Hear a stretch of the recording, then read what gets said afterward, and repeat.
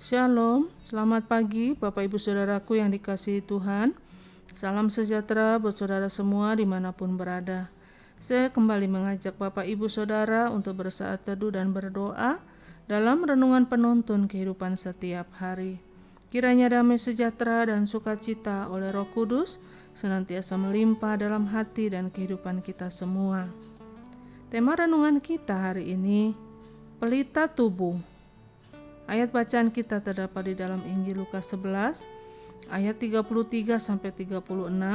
Demikian bunyi firman Tuhan. Tidak seorang pun yang menyalakan pelita lalu meletakkannya di kolong rumah atau di bawah gantang, melainkan di atas kaki dian supaya semua orang masuk dapat melihat cahayanya. Matamu adalah pelita tubuhmu. Jika matamu baik, teranglah seluruh tubuhmu. Tetapi jika matamu jahat, gelaplah tubuhmu. Karena itu, perhatikanlah supaya terang yang ada padamu jangan menjadi kegelapan. Jika seluruh tubuhmu terang dan tidak ada bagian yang gelap, maka seluruhnya akan terang, sama seperti apabila pelita menerangi engkau dengan cahayanya. Bapak Ibu Saudaraku yang dikasihi Tuhan, ada orang yang berkata bahwa mata adalah jendela jiwa. Karena dari mata orang dapat menilai orang itu baik atau jahat. Orang itu sedang senang atau susah, bersukacita atau sedang marah. Dan dari mata pula orang bisa melihat apakah seseorang bisa dipercaya atau tidak bisa dipercaya. Karena dari mata terpancar kebenaran yang ada di dalam hati.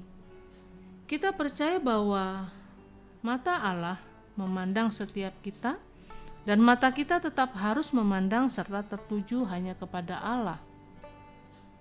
Hati memang sudah percaya, hati kita memang sudah bertobat dan mengasihi Tuhan, tetapi seringkali mata kita yang belum bertobat. Karena itu kita harus mengerti bahwa roh jahat ingin menghancurkan dan membunuh jiwa kita lewat mata. Alkitab berkata pencuri itu datang hanya untuk mencuri, membunuh, dan membinasakan. Bagaimana dia mencuri? Yaitu dia mencuri perhatian kita sehingga pandangan kita, mata kita tidak tertuju pada Tuhan lagi, tetapi mata kita mulai tertuju kepada hal-hal dunia, dan ketika pandangan kita tertuju pada hal-hal duniawi, maka hati kita mulai dikuasai oleh hal-hal duniawi, dan akhirnya langkah hidup kita semakin jauh dari Tuhan. Mengapa Alkitab berkata bahwa mata kita adalah pelita bagi tubuh kita? Kita pelajari ada beberapa hal penting untuk kita mengerti tentang mata kita. Yang pertama, apa yang kita lihat menentukan apa yang kita percaya. Seringkali karena kita tidak melihat, maka kita tidak percaya. Tetapi jika kita melihat, maka akan ada dua pandangan. Ada orang melihat dengan mata jasmani, dan ada orang melihat dengan mata rohani. Mata jasmani adalah anggota tubuh yang ada di bagian wajah kita. Tetapi mata rohani adalah mata di dalam roh kita, sehingga walaupun mata jasmani kita belum melihat, kita percaya. Kita tahu walaupun kita tidak melihat Tuhan, tetapi kita tahu Tuhan ada. Karena mata rohani memandang Dia. Kita tahu bahwa Dia memegang tangan kita. Kita tahu bahwa Dia menyediakan segala yang terbaik untuk kita. Meskipun mata jasmani kita tidak melihat, tetapi mata iman kita tetap percaya.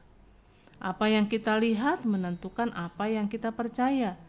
Karena itu biarlah firman Tuhan memiliki porsi yang lebih besar dalam hidup kita daripada hal-hal lain yang ada di dalam dunia ini. Yang kedua, apa yang kita lihat harus kita pilih. Alkitab berkata segala sesuatu diperbolehkan, tetapi tidak segala sesuatu berguna. Segala sesuatu diperbolehkan, tetapi tidak segala sesuatu membangun. Itu berarti yang kita lihat harus kita pilih. Adakah yang kita lihat itu berguna untuk hidup kita, dan adakah yang kita lihat itu membangun hidup kita? Jadi hidup Kristen adalah hidup yang tegas. Kita harus memilih dengan tegas. Karena itu Alkitab berkata, jika matamu menyesatkan, cungkilah matamu. Dan yang ketiga, mengapa mata menjadi pelita tubuh yang penting? Karena apa yang kita lihat menentukan hasil dalam kehidupan kita. Alkitab berkata, jika matamu terang, maka hidupmu terang. Jadi apa yang kita lihat menentukan hasil dalam kehidupan kita. Jika kita memandang apa yang benar, apa yang mulia, apa yang Tuhan tetapkan dalam hidup kita, maka kita akan melihat hidup ini penuh dengan terang Kristus yang bercahaya. Jadi Bapak Ibu Saudaraku yang dikasihi Tuhan, ingat bahwa di dalam dunia ini ada banyak tawaran-tawaran yang memancing mata kita untuk memberikan perhatian kepada hal-hal duniawi. Dan kemudian kita dapat disesatkan olehnya. Tetapi selama mata kita tertuju hanya kepada Tuhan, hati kita penuh dengan ucapan syukur dan iman kita tetap berpegang teguh pada janji-janji Tuhan, maka kita akan terus berjalan dalam kemenangan dan mujizat setiap hari dalam hidup kita. Amin. Mari kita berdoa. Bapa, kami bersyukur buat firman-Mu pada pagi hari ini, yang kembali mengajar kepada setiap kami untuk kami dapat menjaga pelita kami, yaitu mata kami, penglihatan kami, supaya kami dapat menentukan pilihan yang benar, supaya lewat mata kami dapat mempercayai sesuai dengan iman kami. Tuhan, mampukan kami untuk mengendalikan seluruh anggota tubuh kami, baik jasmani kami maupun rohani kami, sehingga hidup kami boleh terus diterangi oleh firman-Mu dan hidup kami boleh menjadi terang bagi banyak orang.